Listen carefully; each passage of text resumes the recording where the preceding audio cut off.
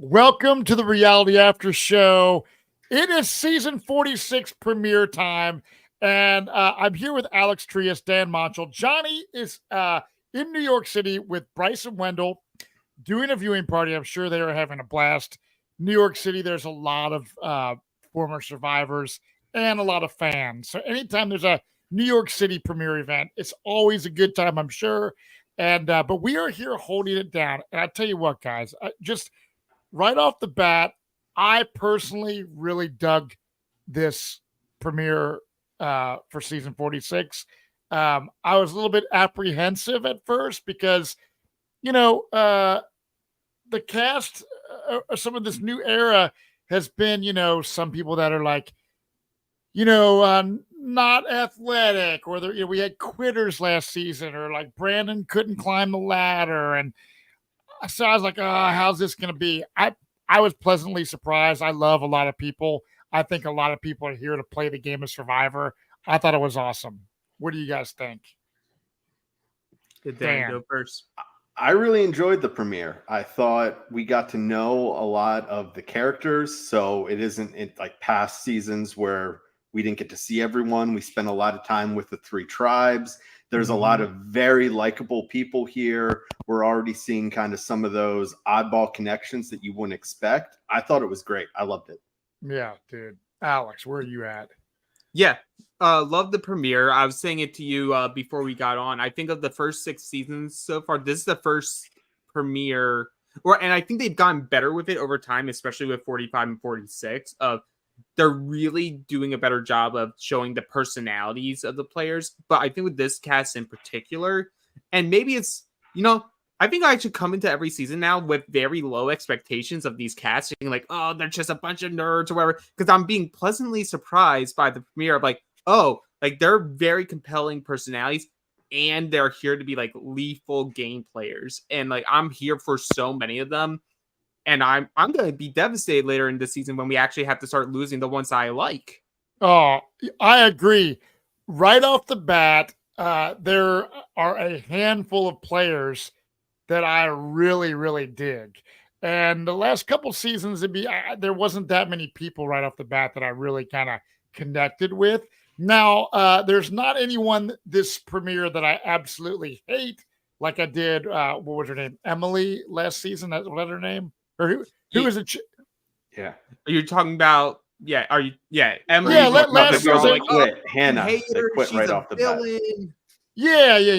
I mean, yeah. Last season, yeah. Emily was like the one who like called out Bruce on the boat, right? So I could not stand her at first, and then the quitters. There are just a lot of people, like I said, that I feel are going to be badass game players, and there's a lot more physical players out there watching them compete tonight. Tiffany's super strong. Kenzie seems like Maria. There's a lot of that players. Block on her back. That mom strength. So I like the fact this was a very different beginning. Like starting off from the very first get-go, it's like we have a really rough water out in the ocean, right? The seas are rough. It's raining and stuff like that. But we have this narration. We hear this like voiceover happening for like a long time. It seemed like it was damn near 2 minutes. And I was like, I was going to say, it had to be like a 2-minute monologue. Mm-hmm. Yeah, which I was like, wow, I was very impressed. And I was like, wait a second here. Is this one of the contestants or is this some like new weird fourth wall type, narrator person? But no, it was Tevin. That's how you say his name, right? Tevin? Yeah. It was his kind of really big introduction speech. And I feel that really kind of puts him on the map of like, wow, is this guy going to be just a guy that goes like far into the game? I love him. I think right off the bat, I'm a fan of his. Agreed. I think he's in, and we'll see it as the episode goes on. He's one of the people, like there's one person on each tribe that I feel is like in that, like if you go based off last season, it's like the Kelly spot, the D spot of like, they're not going anywhere anytime soon unless something wild happens. And for his tribe, it's definitely him. He's that linchpin for so many people and bridging that gap. Maybe it's a little bit from that actor background, but I just think it's just him as a person in general. He just has that, like, that unsaid quality of someone that you're just like, oh, I like this dude. I want to Yeah. get to know him more. Yeah. He's gonna be good. I just really like how it started because, agreed, we do get that long monologue, but it's something that we don't always see in Survivors. We don't know that it's him because we're seeing all these scenes. We're seeing, shots of the different competitors as they're coming in, and it's something we haven't seen them do a lot editing wise. And I thought it was something really great that they did because we're hearing his perspective, but we're also getting close-ups from the rest of the cast, seeing them come in on the boat, and then finally it pans back to him doing his confessional. I really liked how that was done. Yeah, And it was just different. It was different. You know what I mean? Yeah, It wasn't just the same old shit. I think it really exemplifies what like Jeff is looking for in casting. Like, yes, like, we all know about the sob stories and all that, and we'll get those. I think they did a good job of like limiting them in this episode. We only got like a couple things here and there. But what he wants is someone that can tell you a story, paint you a picture with their words. And like, I think starting that right off the bat with Tevin and just doing like, well, who's saying this? And then you pop in and it's him saying, you're like, okay, I get it. I see it. I understand what sold him. Yeah. I have a feeling like that he's going to have some killer confessionals this season. But yeah, coming in when all the boats come in, it did look kind of miserable for landing on the beach. It's raining. I know it's in Fiji, but look, when you're in a tropical place, I was in the Philippines for Survivor Caramoan, and yes, you're in like this like island, and sometimes it's like hot as hell. But when it's raining, it does get very cold. So this looks just kind of like the most miserable out of the new era of Survivor for just the kind of the first kind of intros on the beach. So, Alex, let's go through the tribes, the color tribes, the name of the tribes, and so forth. Yeah. So we got the Nami tribe, which is the orange tribe. Get used to us to only saying the colors on this show. Just warning you all. So we got the Nami tribe, the orange tribe, and that is Hunter, Liz, Randon, Soda, Tevin, and Venus. On Siga, the green tribe, we got Ben, Charlie. Oh my god, I auto-corrected some names. My apologies. Maria, Mariah, Tim, and it auto-corrected. Oh, Jem. And Jamila. And then Yanu, the purple tribe, is Banu, Jelinski, Jess, Kenzie, Q, and Tiffany. Yeah, right off the bat, like, some people definitely just like, because you only see them by the cast photo. You don't see the story. And like, I personally have tried to view the preseason casting stuff very minimally so that I can make my own perception based off the show.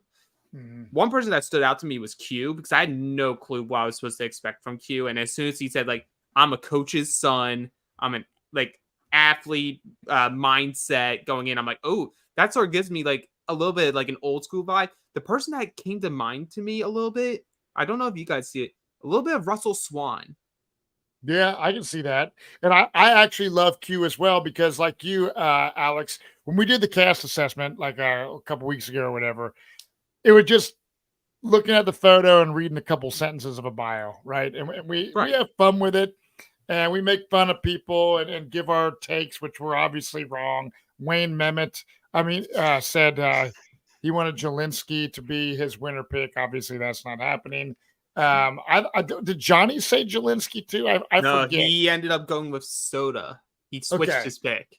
Okay. So, but yeah, there's a lot of great people. Like Banu is like, reminds me of the likability of Nasir.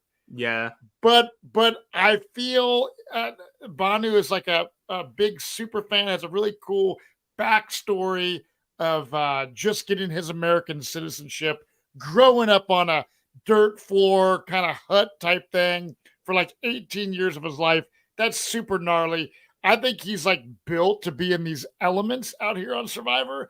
And I think that, yes, he's a super fan, and watching him tonight I feel like he seems pretty smart. Like I know his emotions are gonna come into play, and he's like really excited because he's playing Survivor. I get that, but I think he might be like a little more strategic and better at the game maybe than Nasir was. Not taking anything away from Nasir. Right. I think what we're seeing here, or the story, is Nasir if he had to go to tribal.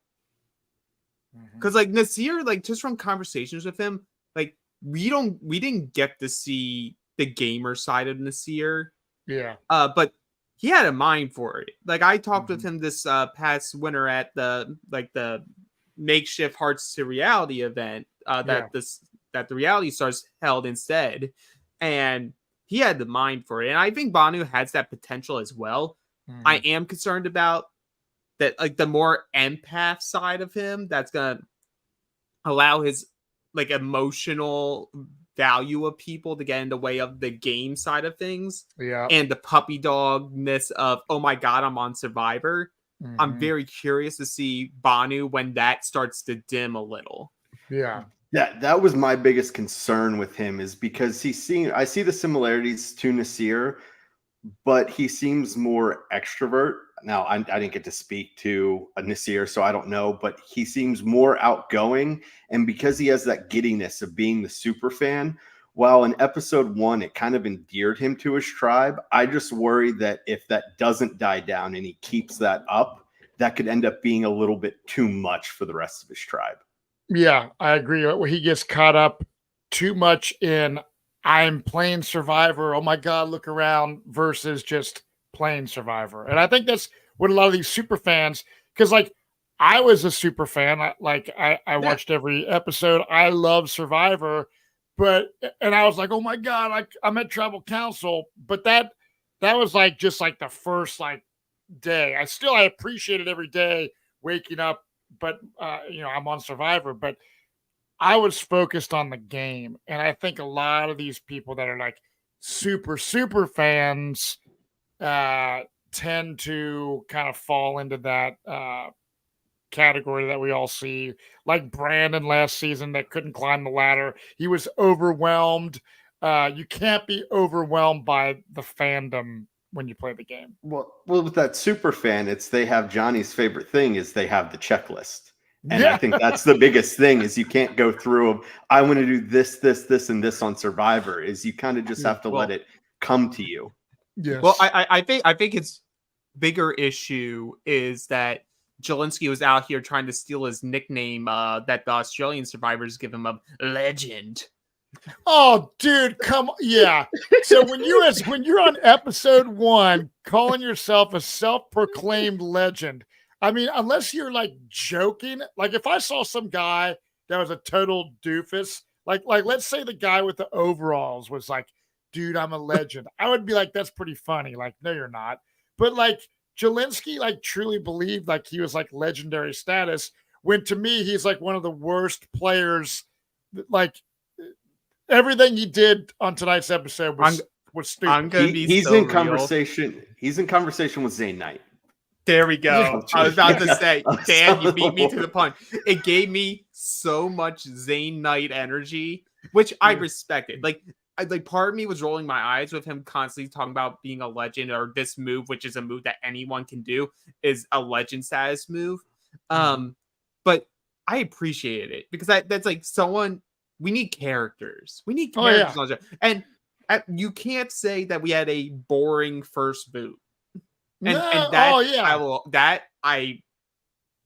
it's a privilege at this point to get. Yeah, this was a perfect beginning. This is a like damn near. This is gonna be there chaos. Was nothing that annoyed me at this premiere episode at all. Like I love the way it all played out. But killer overall. So once they get to the beach, we introduce the 3 tribes. It's going into the very first challenge. Explain it, Alex. Okay, yeah. So after all before that, we have the Matt chat with Jeff, and I don't want to go past his comment because you know what? Some people are like, "Oh my God, he said that he was going to be hard, but like that was a little cruel." I'm like, no, I was laughing. I loved him saying, all of you have this optimism and like perspective that you are going to win this game. The reality of the situation is one of you, no matter what you do, if you get to the end of this game, will not win. You will most likely get 0 votes because people don't like you. Yeah. Your personality is weird. Yeah. I absolutely I absolutely loved it because it's just we're on Survivor, kumbaya, everyone let's hug. Like, let's spit some real facts here. Some of you're just not going to do well. It doesn't matter what you do in this game. You have 0 chance. Yeah. You know what, Jeff?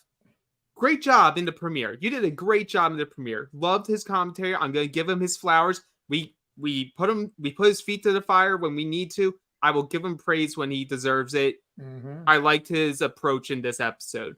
But to the challenge, it is a 2 people at a time going under a muddy net to retrieve 2 heavy puzzle pieces. Once all pairings have done that, use those puzzle pieces to create a 3-step podium for one person to go up and retrieve the flint. And first team to do that gets their flint, their machete, their pot. Second team gets to pick between Sweater Savvy beforehand without seeing it.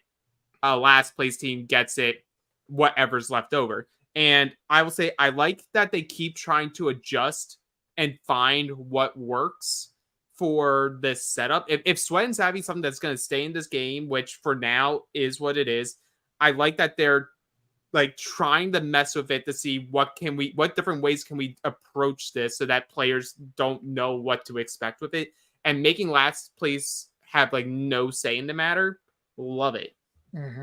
And like, I don't mind Sweat and Savvy when we have a 2-hour episode. Absolutely. Like, and that's the norm now. Yeah. So like, if you had to do that even in 90 minutes, I'd be like, I don't know about wasting all the time with that. But I think it had the perfect amount of time. Obviously, we learn here that Orange wins, which is Nami. So they don't have they dominated. They did. They completely dominated. The one thing we were absolutely correct on in the cast assessment was this Orange tribe is going to be very good at challenges. Yeah, that's good. The one thing I was confused about is everyone's going through in their clothes and it's going through the mud. Like, why didn't anyone just kind of strip off some layers? I don't know if they were allowed to, if no one thought of it. But when you're going back and forth and you have all that mud just weighing you down, strip down a little. Well, you know what? It's because Tyler Perry told Jeff, is like, they need to have muddy clothes. I think it would just, that just speaking from experience, when I went on Caramoan and we're thrown immediately into a challenge the second we're on the beach, it's so overwhelming that you're just like freaking out. Yeah, you're not even, you're just like in this like, oh my God, this is, it's so much that I just feel that they didn't even realize to even think about taking their clothes off. I feel that during the challenge, you're probably like, shit, I probably should have taken my clothes off. So I think they'll learn from that. But I think it's just a matter of just how gnarly that first deal is. So it's during this challenge where I immediately was like, oh, us being high on Jelinski was a mistake. Because they are all going through and he's among the first people going, and like him and Ben are like rolling the puzzle pieces. I'm like, but then you have like Tiffany hauling ass with the puzzle on her back. You have Q showing out. Like you have all these people that are just like, Hunter goes and does it twice over to help people. Like you have all these people that are like really showcasing their strength. And immediately he's like, I can't even attempt to lift this. I'm going to just have to roll this all the way. They get to the puzzle and he waits until the first team's all the way completed and the second team's almost done to go and check their puzzle pieces to figure out how it's created, when I feel like it's at a certain point it's sort of intuitive. I was like, oh man, I thought the green tribe was going to be the trouble tribe. It turns out it was the purple one. Yeah, so here's what happened. So since green won second, they get to choose Sweat or Savvy. So the purple team gets the Sweat. and then green team gets savvy. So we have Jelinski and Q, who are the ones doing the muscle for the sweat challenge, and then you have the Harvard kid, Charlie, and then Ben, right, for the savvy. Which Ben, he's going to be interesting to make fun of. Yeah, I have a feeling Johnny Fairplay is gonna rag on him big time. I didn't mind him. A matter of fact, a lot of his tribe was like saying, and they're, he's a really likable guy. He's got a great energy. So there's no one really right now that I think are, besides the allergic to everything chick, there's really not anyone that's like seems totally like annoying to their tribe. You know what I mean? Does anyone stand out to you guys out of the 18 contestants? Just as oh just God, standing out as like, oh my God, they are completely lost. Yes. Like Jess, but not in the annoying way of just like, it's someone that like gets onto the island and then realizes, oh man, I am extremely out of my element, and just how I am outside of this show, like this is impacting me, but not in a way where you're like, oh no, she's going to quit. Like it's more like, oh man, like I want, because like, you see it at tribal council, and that's why I'm not concerned about her. Yeah, is she was like, because Jeff Star was more pointed at her, like you can't even form sense. Like, do you think they're gonna vote you out? And she's like, no, I don't want to go. Like, send him away. He's trying to put me in the vote. No, like I will deal with this. Right. So like, there's no one really at this point in time where you're like, oh man, they are sticking out. But there's people based off the edit that you're like, well, I can see them being a first casualty of their tribe. Right. The funny thing is, this orange tribe has several that could be the first. Like there's like 2 to 3 people that I think could go out first on that tribe, and they're not going to go to tribal. Yeah. I don't think there's anyone that sticks out within the tribe. Like Charlie seems to be well liked on the green tribe. I don't like him. He's the person I don't like, but he seems to be doing well with this tribe. It's because they heard he was a Swiftie, and so the girls were like, oh, we can pull him in. And then the guys are like, well, we need you because it's us against the girls. To be fair, my issue with him had nothing to do with being the Swiftie. It's the Harvard that I'm just like, no, I can't. Oh, yeah, no. Yeah. I hate it. I hate it so much. Like, please stop. I got my New England lawyer last season. I don't want the dollar store version this season. Well, no, but Jake was at least like more of a man of the people, where he wouldn't even say, he wouldn't even say that he's from Boston. He has to say that he's from Manchester. Manchester by the water, or wherever he said. Yeah, which is a long name for a city. I never heard of that. I think it's just Manchester, but yeah, it's just douchey country club. But yeah, both these. So we have Jelinski and Q doing the sweat, and we learned that Jelinski is just like, we're not going to finish this. Look at how much water we have in these buckets. He's like, we're just quitting, and he smashes the hourglass, right? Giving up. Where I don't think Q would have ever given up. And then go ahead. Let's dissect this one, because it's more interesting than the savvy. Yes. Because first off, what's y'all's definition of several? Several's like 3, like a couple is 2. Several is like, I would say 3 to 4 hours. It's several hours, right? Yeah. He thinks it's 7 hours. I don't, because it's in the word. Yeah, I mean, this guy is a dumbass. Like I thought it was hilarious. I'm just like, if you trying to argue semantics of what several means, it's just you saying you didn't want to do it because you weren't going to be able to do it, which was the point. Like, they have set it up where it's like, you can't do these challenges unless like you are moving at that optimal pace the entire time. Like, if they give you 4 hours, it's because it needs 4 hours to do it. Yeah, like, right. Mm-hmm. The at least for sweat, savvy could be done very quickly.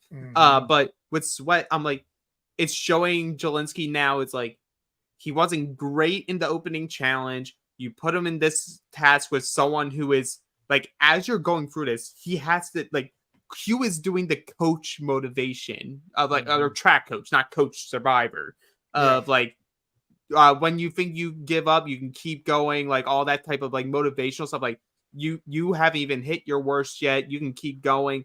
And you think that this guy is now bonded to you because you did a task and you can quit on him, quit on the tribe. Like Q is like, he's like, oh, well, I gained an ally, smashes the hourglass, but at least in a more fun way than they did in 41 and 42. Yes. But it's like, it was just bad reads. Because if anything, I learned by being matched up with Q, I'm going to keep doing this. We know we're not going to complete it, but he has the mentality that you have to keep pushing. So I will keep pushing too, but I'm going to spend the rest of this time just getting to know this guy and really try to bond with him on a personal level. So then he leaves this going, okay, we failed, but this guy had heart. This guy didn't quit, even though we couldn't complete this task. If he would have kept going, I think it would have earned Q's respect and be like, at least he didn't give up. He's not and the then vote. he would have, and then he would have gained that ally. But as soon as he did that, if you can't pick up from all of his motivational speak of keep going, and I'm sure he was probably even lapping him while he was out there, all that Q wants to see is just that you will keep fighting and not give up on him. Yeah, and I don't even know if Jelinski was someone who was just going to quit and give up. Why would he even volunteer to like be a part of the sweat? I think that's being the younger super fan of it all. It's like, because he sort of says it later in the episode, I'm going to raise my hand for everything because I want to play the full game. And that means I need to raise my hand and volunteer to do every single thing. Which I wouldn't volunteer. I would not volunteer for it. No way in hell for sweat. I think you only volunteer in a situation where win or lose, your perception of these people are like, they will at least like the fact that you tried. Like on the green tribe, no one cares that they didn't complete it. Yeah, right. They liked the fact that they tried and they had a good attitude about it. And like, you have to also guess the perception that people have of you. Like it's a sweat task and they're looking at us and they're like, well, it should be you. Then you're like, okay, well, yeah, I'll volunteer to do it. I'll do my best. That's the approach. It's not, oh, we got this. So the green tribe is doing Savvy. It's like a lockbox, and there's a bunch of letters on a piece of paper. And the rock and roll dude Ben and Harvard dude Charlie are just trying to figure this out. Ben has some wild tactics of him trying to figure it out. But yeah, they end up failing that. Now, do you think that these, when they do Savvy and Sweat, and they have the Dream Team production people try to do these, do you think that these are very difficult for the Dream Team to complete these? Savvy, no, depending on if they're puzzle people, because they had the right approach. They had the right approach of like crossing out all the numbers, because they had the wrong approach of thinking that those were the numbers that needed to be used immediately. Because once you see more than 3 numbers on that board, personally, I've done these type of puzzles before where it's like, oh, you cross everything out and then eventually the remaining words you use and it'll spell out something, a word, a phrase, whatever. And like, so when they showed it on the board, I'm like, that's the only reason why I figured it out, because you don't get a full visual of the board. But it, like, once it shows like, here are all the remaining letters that aren't used, and it says dig under the table. They were so close. We're like, oh, look under the table. If they had just kept looking down, they would have saw something right there for them to start digging. So I think Savvy, not a problem. Sweat, I'm almost convinced that they don't set a time and they're just like, hey, run at full effort to fill these. We're going to take your time and then like add like a little more to it. Yeah. Wow. That's pretty, that's a pretty crazy theory. Yeah. But I would not want to volunteer, but, at the end of the day, Ben and Charlie go back right to their tribe and, tell them, hey, we failed. And then, Jelinski and Q say that they failed. So no one was like really butthurt by this. with the Besides Q. Yes, Q is. This is I totally get it. I mean, Q is. He said he's one of 17 children. 17. That's really crazy. How, like, imagine taking like, hey, where do you want to go to dinner tonight? Let's go to Chipotle. 17 kids. You need times. 3 tables. Dude, what do you even draw? Like, I guess like most of your kids are going to be out of the house before the youngins are. You know what I mean? If you have that many kids. Maybe they own like one of those like smaller school buses. They must. A bulk deal on minivans. Yeah. Just hey, it's like I always wanted an excuse to own a party bus or like one of those Dude. giant RVs. Have 17 kids, and then you're like, okay, then I'll also get this. Well, so we're now going back to the tribes. This is where we're really kind of sweating Savvy's over with. Ben talks about being a guitar player, rock guy, and everyone on his tribe seems to like his energy. We have Mariah, who is pretty nerdy, and her whole deal is she wants to prove to herself that I'm not just a loner. I can kind of I think she's trying to get something more than just $1 million out of Survivor. Yep. And I think some people do go on the show for that. See what I'm capable of, getting out of my shell. Yeah. And we've seen a lot of people throughout the history of the show really grow as people. Even John Cochran, Johnny Fairplace, he goes from this nerd living in the basement to winning Survivor and dominating some challenges, and then becoming a writer in Hollywood. And that's the beauty of Survivor. So like some people come out of the show and they go back to their normal lives. Other people, write books and they do speaking engagements and podcasts and all kinds of stuff. So I think it's really cool. I'd be curious to see how Mariah does in this game. And the women are already coming together for an alliance. Oh yeah, and they're playing hard. The person I was like, and I thought it was so interesting because like you start with while like they were separated, like you see Tim like really hyping in on bonding, like, oh, me and Maria are tight because we're parents. And then you cut to Maria being like, look, sure, yeah, useful. I ain't nobody's mom here. Mm-hmm. I'm here to play the game. I'll bomb a few over it. I ain't doing that.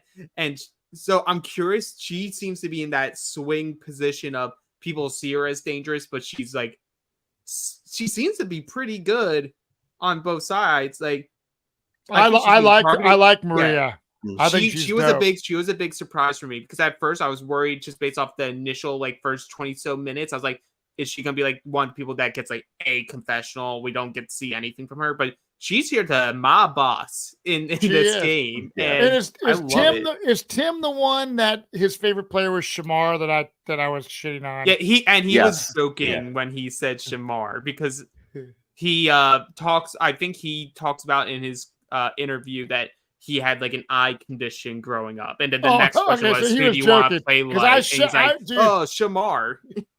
Because I shit on him so bad on the guy. It's like, if this motherfucker likes Shamar, fuck this guy. But he did bring all the signs that I was like concerned about though, of like immediately, and sure, it's correct. Mm-hmm. Of like, oh, the women are working together. But then he's like, I have a mom, I have a grandmother, I have a wife. Mm-hmm. I know what they do. They're dangerous. Yes. So we gotta vote a woman out. Well, dude, it's like if you know that, let's make more of an effort to bond with them. And then he says something that's very not as true as he wants it to be. Of like, they always eliminate the men early. The women always come together and vote the men out first. And watch, they're gonna see the next episode with Jelinski's gone, and he's gonna look over at Ben and Charlie be like, see, told you. Yeah, take out. It's gonna be a Rupert on Heroes vs. Villains scenario. Oh my god! So we go down. Put a rock in his pocket. So I really like on the Purple Tribe, Kenzie, the girl with the tattoos. I think is super cool. Dan's winner pick. Winner pick. Did your winner pick? She's my winner. She's my winner pick because she's here from Charlotte. I have some friends that were actually at her premiere party tonight because she had one at one of the local breweries. Apparently, It was a packed house. It was, almost 200 people there. Is that close by where you're at? I'm in Charlotte. So like the brewery where she had it at was maybe 10, 15 minutes from my house. And you didn't go to her party? Well, I figure she's going to be doing more. True. I didn't want to miss hanging out with you guys, Yeah. Well, I feel really important then.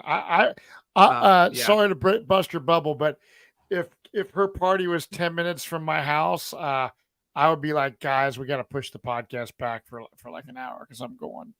But that's cool. She's my winner pick. I'd be like, pod without me. Yeah. She's my winner pick. She'll be having them all season. I'll catch one. It's all right. You will. It'll actually be less chaotic. Big fan of her. She gives me like instant reaction is she's like a Kelly type from last season. I'm like, just instantly goes in, has a social charm about her, and she's immediately like connecting with everybody.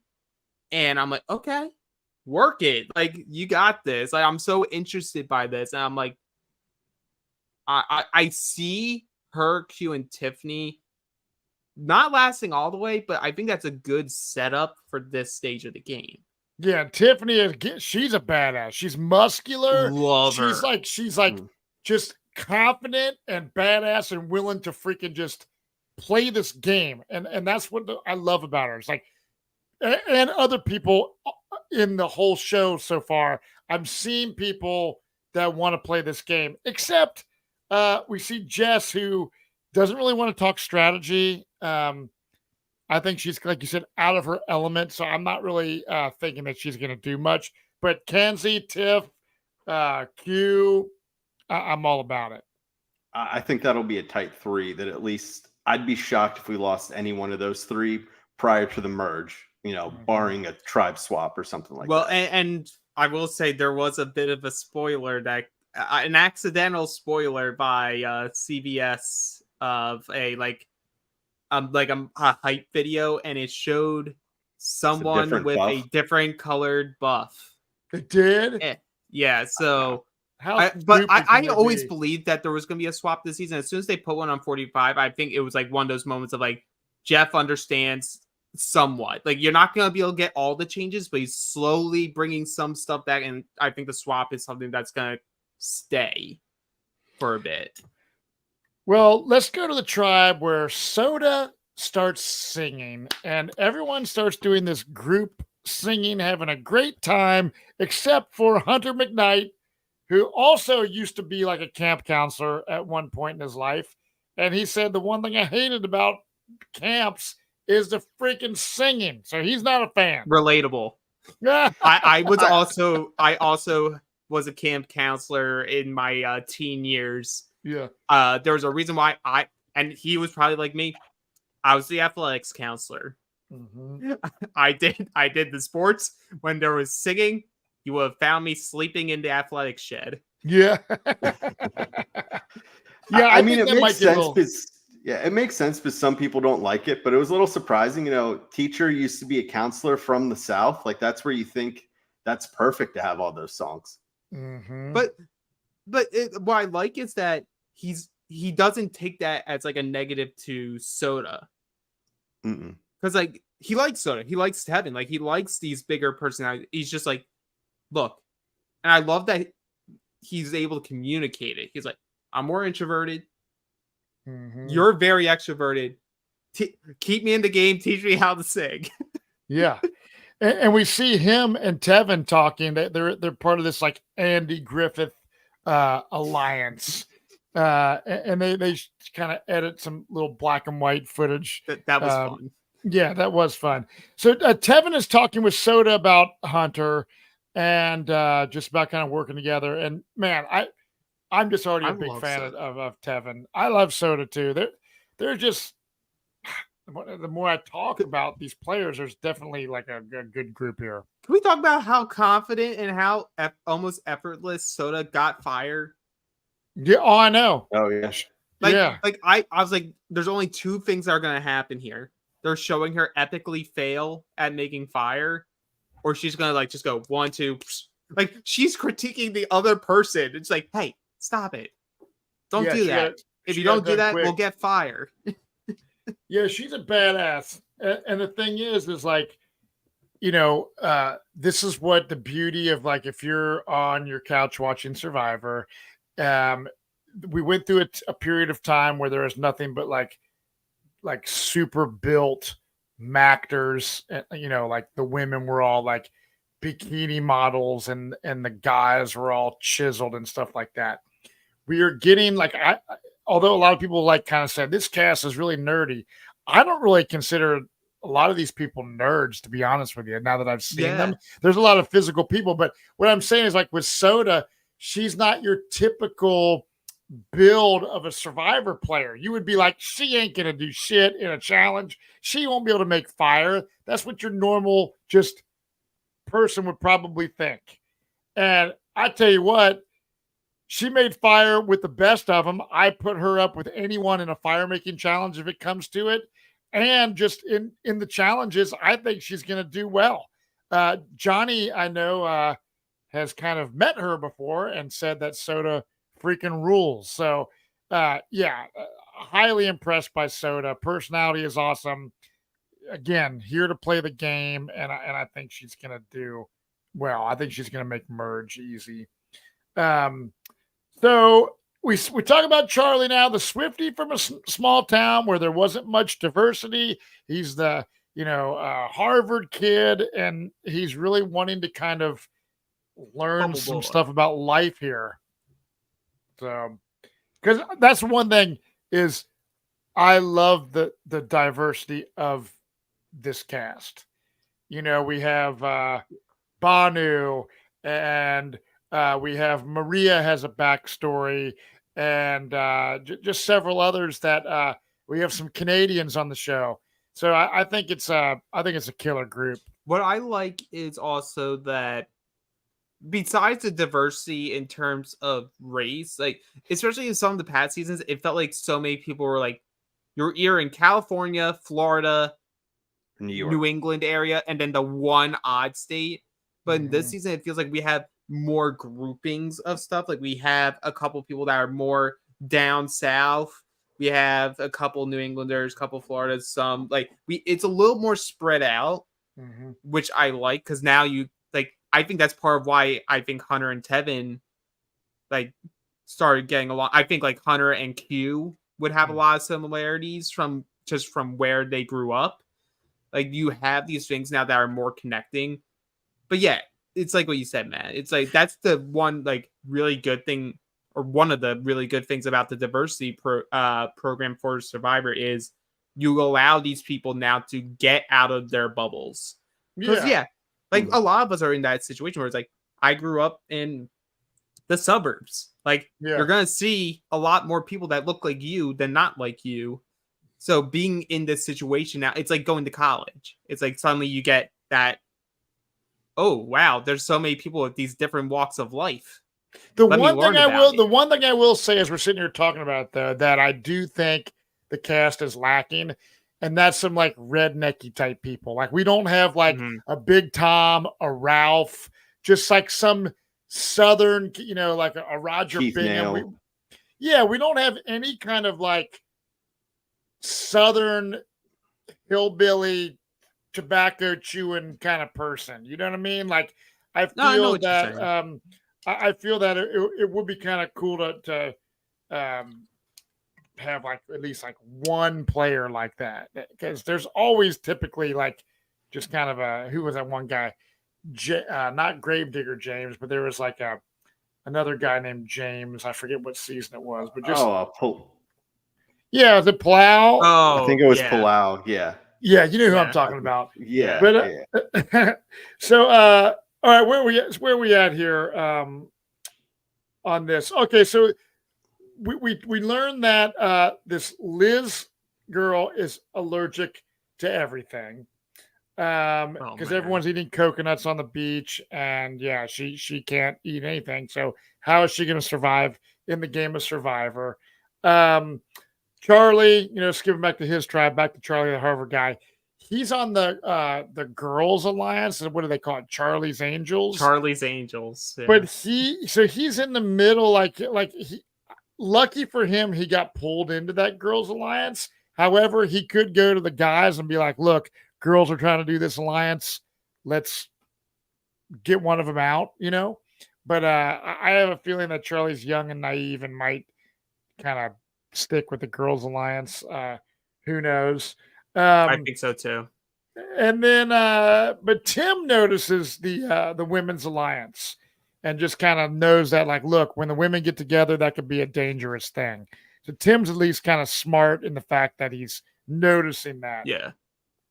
And then we talk about Tevin, who's calling Venus, who is my winner pick, a princess. And she is a princess. She is.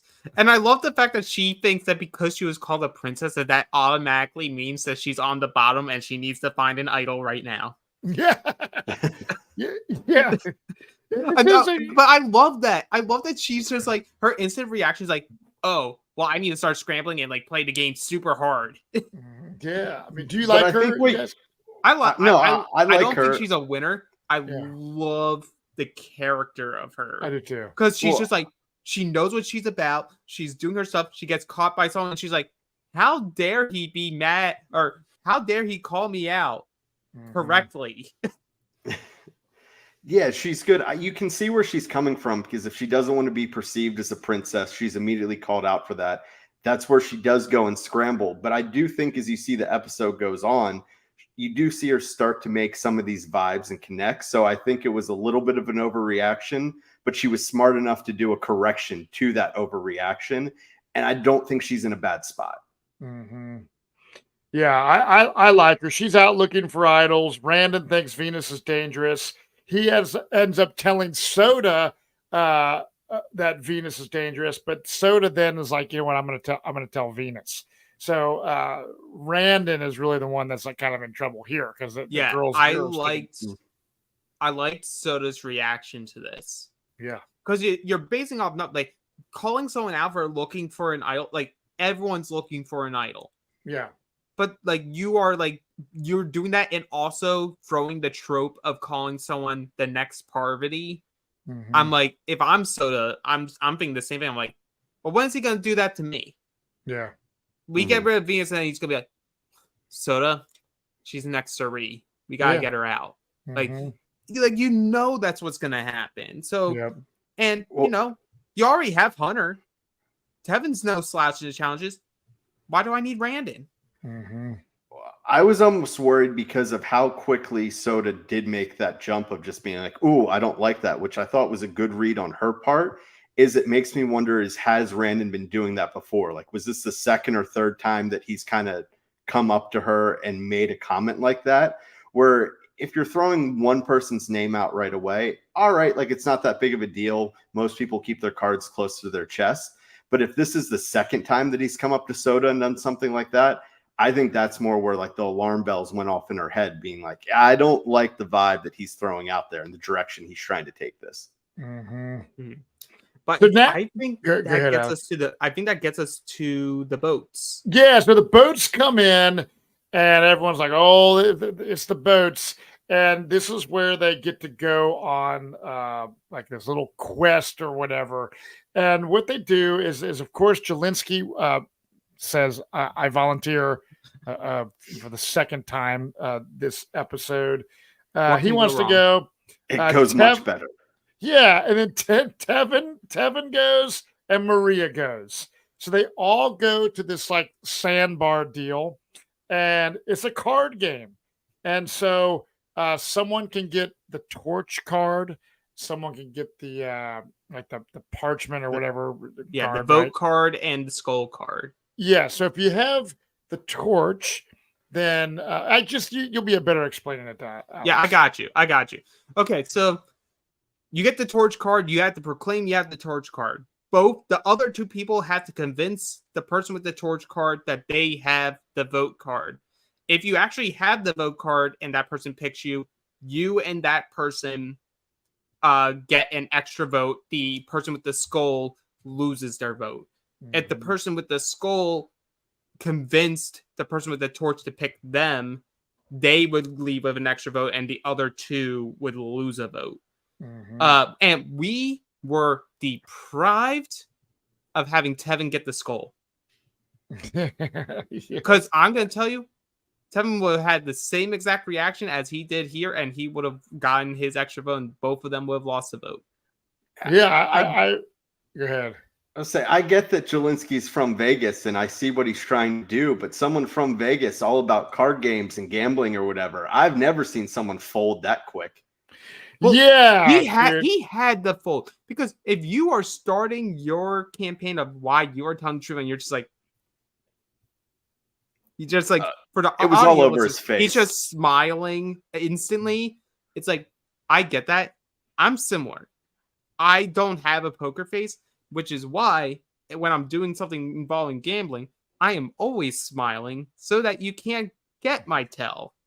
So as long as you're always smiling and you smile, yeah, you don't give it away, Jelinski. And yeah, so it's that reality of someone who thinks they can go on the show and I'm going to lie, cheat, and steal. I'm going to be able to manipulate all these people. And then you get there and you're like, I don't want to lie. Here, you guys can take it. Like Maria, just my boss.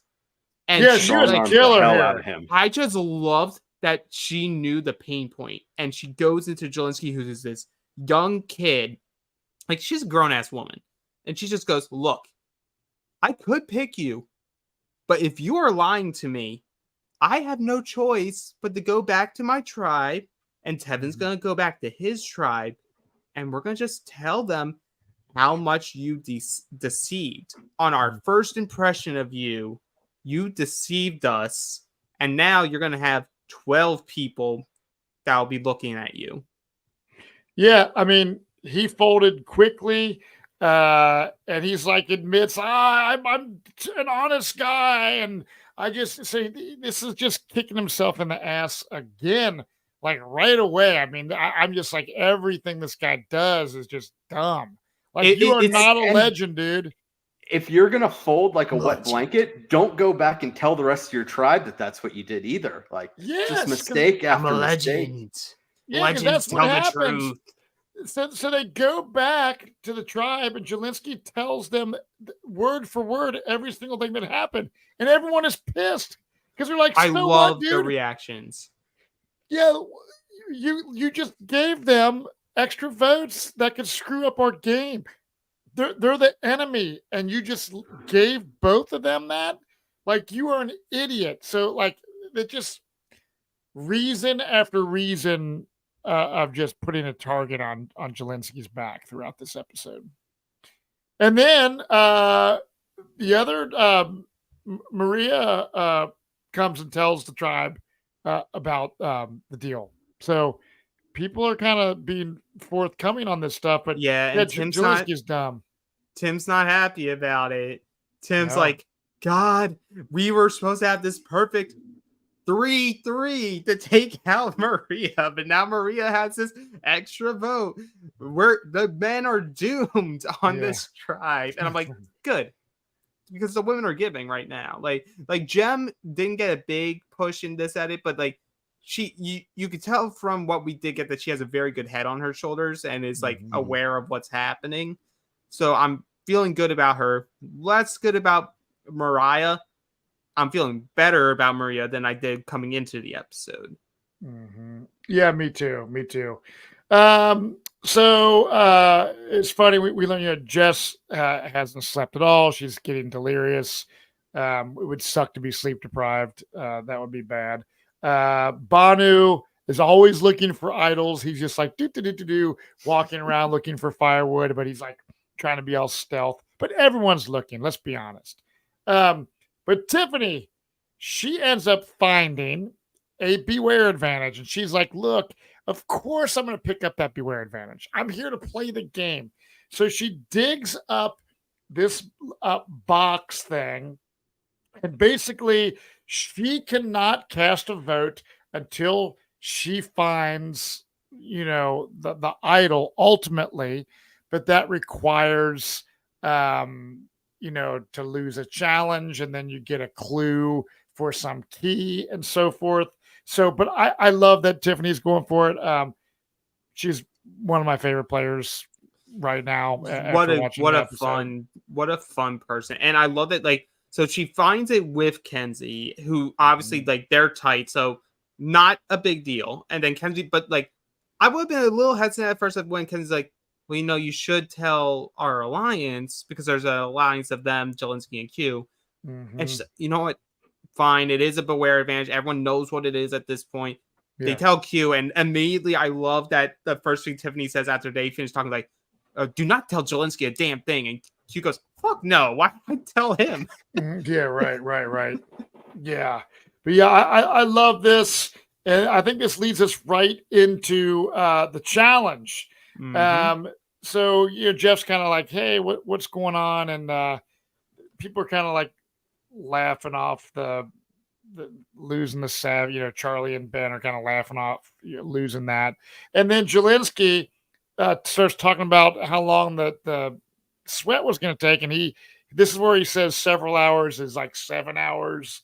And I'm just like, I just wrote 7, not 4. And everyone's just like, what the fuck are you talking about? Yeah. I put WTF, dumbass, LOL.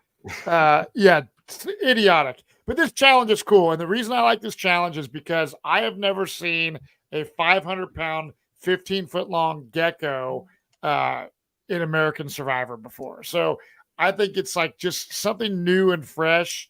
And I imagine that it would be really sucky moving that dead weight. It's like a 500-pound, 15-foot long beanbag, right? It's like a giant beanbag chair, essentially. And so yeah, you have to get it up and over some obstacles, and then you gotta go underneath of something with the gecko. Go through it. Or you have to go through it, and then you go back up again. Yeah, and then a puzzle. This is Johnny's favorite. I can't wait till he talks about it. Up and over, geckos, and a puzzle. But I do like it. And the one tribe with Q on it, I like seeing when they're trying to get it over that obstacle and they're trying to pull the head. It's like, dude, there is no way possible that you're pulling that. It's like an enormous beanbag. So you have to lift the back end and kind of flip it over. So they finally kind of people start getting the hint. But you know who didn't need a hint? The Orange Tribe. I know, killing it. Because Hunter's probably out here be like, oh, I made this challenge. This is all you gotta do. You just you go like that, and you go through, and then here you guys can do the puzzle. This is great. And so like it goes to show, just like honestly, they could have made this like a 5-piece puzzle. I wanted to see Nami just be like the Nami tribe just be like done before any tribe goes up, because like they're still only like halfway through the puzzle by the time the next tribe finally gets to that point. I'm like, no, like I want it to be very clear how much this tribe dominated you. And like, I don't need a 100-piece puzzle to try to make it an equalizer. Allow the physical part to actually have an impact. And it does, just because of people not understanding how to pull it, like you said, Matt. It just also later on, like we'll hear in the scramble that people are talking about like challenge strength, and that's why you should keep Jelinski. I wanted to be very clear when you watch this episode back and you watch what Jelinski's doing with this gecko, it's jack shit. Yeah, he's holding the tail. I was going to say in the middle of it, on the body of it, he was holding the tail. I was going to say what isn't clear is why the Purple Tribe let him go on the puzzle. Like, of course he raised his hand again, but at this point, where is it enough? Honestly, you can't do this. I'm thinking Kenzie wasn't in no world going to do it. She was like, I'm here to be the muscle. I think Banu's also like, I am here to be the muscle. So then it's Jess, him, or Tiffany. And I don't know if it was in a situation where like, oh, it has to be a guy and a girl doing it. And then in that case, then he has to do it. But I'm sure he was all like, oh, yeah. Like, I'm a smart kid. I can figure it out. I'm a legend at puzzles. No legend. But yeah, Venus and Soda were killing it on the puzzle. But Oh, yeah, that actually proved me wrong. Okay, because I forgot who did the puzzle for the arch. yeah, I just wrote that down. Yeah, I remember that now. But at the end, Yanu loses, or Yanu is at the have to try whatever. Sure, purple. Banu is bummed. He's crying because they all like each other, and he's upset. Someone has to be voted out, and this is where I'm just thinking Jelinski needs to go. Obviously, Yep. Jess is a liability as well because of the sleep deprivation. I was a little concerned. Like, is Jess gonna quit? I really don't want any quitters, but if you're not sleeping out there, that would be miserable. Right. It's the adjustment, because it's sort of like like Aubrey and Co Wrong. Like the first couple of days, she was struggling. Oh, yeah. But then you get to a point where either your body just adjusts or you are just like, well, I'm just gonna have to deal with this and figure it out. So this, when we have 3 tribes, this is the point of the episode where it's all about leading up the tribal council. So we're getting some of this camp life strategy talk leading into tribal. We see Jess and Jelinski kind of laying in the shelter. And, Jelinski is trying to make it to where Jess would not play a shot in the dark. So he's trying to give her hints of where, hey, I'm probably going type thing, right? Which I think is kind of crazy. I'm surprised that Jelinski, he just really did nothing except stupid shit the whole episode. Because why didn't he play a shot in the dark? So you're surprised that Jelinski did something stupid? Dude, no, I just can't believe how dumb this guy is. Well, I don't think he could play a shot in the dark because he didn't have a vote. Oh, he could not. So Okay, you don't have that's a vote because you have to sacrifice your vote. No. Oh, okay. That's what I was thinking. I was saying he was an idiot here because I'm like, he's giving her all these hints of well, it's because he says to her well, it's probably either me or you, and she's like, why me? And it's like, well, it's we were both on the puzzle, and he's trying to have this idea of oh, I just want her to think it's me or her, but it's always going to be her. But that doesn't work in a world where if she ever had any doubt that these other people were gonna vote her, you're giving her all the agency to be well, okay, I can at least play my shot in the dark, and I'm voting you. Yeah. So if I hit, bye. Yeah. You're not doing yourself any favors, and I feel it's just this kid who goes into Survivor thinking you can do whatever, and you're over. And it's the theme of the episode from the very beginning of the episode. Jeff says all of you are gonna be you're so confident in yourself. You have this confident optimism, and that's what he goes home on. It's this confident optimism that I got into this majority alliance that even though I quit the sweat challenge, I helped cost us immunity, I lost my vote, they're not going to betray me. We're in lockstep. Mm-hmm. And then you have Cube just being I don't even know how to spell this dude's name. I am writing that name. Yeah, right. Yeah. Well, it's almost impressive because he did have someone in his corner. Kenzie did not want to vote him out, but he just showed so many examples of why he's a liability that she just got overruled because there was nothing that they could really do. Yeah, and I think ultimately the thing that should sway her for why, if you're weighing the options, Jess, you know what you're getting. Jelinski, you also know what you're getting. The difference is he has no vote, no access to his shot in the dark this time. You can't trust this kid. If you show him any signs that you're flaking on him, he will play that shot in the dark. He will ruin a plan. You have to get rid of him. Jess, if she continues to be sleep deprived, she may forget to play her shot in the dark. And then we can just vote her out next. Yeah. Well, I do want to say it was nice because it did look like that 4 that Jelinski was a part of, but because he sucks so bad, Banu was kind of able to just slide into that role. He essentially just took his spot in that this is Banu. Alliance of 4. Well, here's the cool thing is my favorite part is literally the fact that Tiffany's I don't give a shit that we lost because now I can get this freaking beware advantage. So she goes, she deciphers this code, because she is like a visual artist, she says. So she's able to figure it out. She runs down the beach, lifts up a bunch of rocks, finds the key, goes back and gets it. So like I love how that played out. I loved it. I think that's we have never seen someone in the new era get a beware advantage, lose their vote, and get their vote back all within the same round of the game. Dude. The only thing that I wish was a little different, and it's no, shot at Tiffany, because this is just the hand that she was dealt. But I felt like you shouldn't be rewarded with getting clues when you lose. I feel like if you find the beware advantage and you need it, you're more incentivized to win, to find the clues to get it to open. I just thought that would have been a little bit better, because if you suck right off the bat, you go, well, then you're going without a vote. Yeah. See, I wanted it to be said that it's hidden on like Jeff's podium. I know he said he'll never have anything involved at tribal council, but somewhere Adam is like screaming inside when Jeff or Tiffany gets up, like, Jeff, I need the key, and he has to give her the key to open up the. It could have been somewhere in that hotel that's the voting booth now. Oh yeah, that's impressive. Yeah. So we have all that.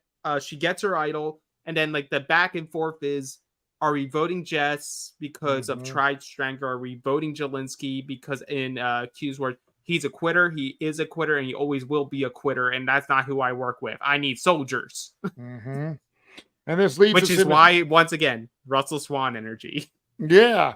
So tribal council, this is where, Jess is kind of telling Jeff about the sleep deprivation, which is not like her. Like in her normal life, she has no problem sleeping. But she's like definitely pretty foggy here. I don't know if she's like overwhelmed that she's at tribal council and, it's just so much, or if it truly is the sleep deprivation. Because it's now on day 3. So they've had 2 nights of not being able to sleep. So she really hadn't slept much in like 48 hours. But yeah, I mean, this tribal, I dig it. I like, I'm not a fan of these 3 tribe formats, but this first tribal I was cool with, especially because, it's just definitely a Jess or Jelinski vote. And you kind of have a battle with like Banu of like, what do I do? He's kind of struggling and shit, or so it appears. But they end up voting Jelinski out. And I mean, I think that honestly, I probably, if I'm out there playing, I know like Jelinski didn't do a whole lot that in this episode, but I do think with Jess's sleep deprivation, I probably would have voted out Jess and voted out Jelinski next. I probably would have used his height, just give him one more chance at a challenge. I think ultimately what happened was obviously the 3 of Tiffany, Kenzie, and Q are the ones like that are really tight trying to run it. And I think Q probably had to have been just adamant at that point of like, I hear you, I'm voting Jelinski. And like you can only say that so many times until Kenzie and Tiffany are okay. Yeah. You know what? Right. It is what it is. If we lose another challenge, we can vote out Jess. We still have 3 votes to her and Banu's 2. And even like Banu was weighing it at this point of voting out Jess. It shouldn't be a hard sell for him to vote out Jess in the next vote. But I would also argue Jess was the one that was better at the puzzle at the end. Yeah. So I would say in theory, us knowing how the tribal immunities are, most of the time it will still come for second and third place to the puzzle. And have the better puzzle person, the person that you feel you can rely on in that moment more. And like I think you have to just go back to Q, and Q's just like, in the biggest moments, this person tried. This person said they could do it all and did nothing. Yeah. So you have to do it. Like I have a couple of his quotes like, this is a game for $1 million. We aren't handing out favors. Because like you have like Jelinski just like falling all over the place in this tribal. And I loved that Jeff was just like pinning him and pinning him and pinning him. It's just like, own the fact that you quit. Like I would have more respect for you if you just said you quit. And then like he gets him to do that, and then he talks about the vote and losing your vote, and he's like, well, I did it because then you'll get all of us favors. And you have Tiffany bouncing back on him like, it got you favors, didn't get all of us, we weren't there. Yep. They don't owe us shit. Well, I mean, Jelinski, you are legendary. You're part of the 46 people that were voted out first on the greatest reality television show ever, Survivor. But yeah, overall, Survivor season 46 premiere, I loved it. And is next week a 2-hour show as well, or is it go to 90 minutes? I'm assuming next week is 2 because What it was for 45, I want to say. I think also one of the advertisement was Amazing Race isn't coming back till the 13th. So that would give us next week as well to have 2 hours. And I was happy Jelinski just went because we finally have a memorable first boot. It's been a long time since we had one of those. He had a disastrous episode. When you look back at 46, you'll probably remember who the first boot was, where most people, who was the first boot of 43? I have no idea. But I will say, for some in the chat, and I thank all of you that are watching live, I know some of you are a little down on the new era, and your instant reaction is to say that you hate the episode, you hate the players, they're boring, whatever. Based off just what we have watched in these past 5 seasons, and now starting with the 6th, this was a lot better premiere than any of the ones that we've had in the last 5. I would really recommend to give this season a chance with an open mind, because and at the very worst, you can come here after the episode and listen to us trash a bad episode. Yeah, and I am the first to admit, anything past season 40, there's been countless times where I'm like, I actually have to go and podcast about this fucking garbage. Excuse my language. I was down on, we watch Australian Survivor. And Australian Survivor, I'm just going to say it's far superior than American Survivor, period. One of my favorite players ever, and one of my dear friends, Lex Vandenberg, refuses to even watch American Survivor anymore because he says it sucks. And Australian Survivor is way better.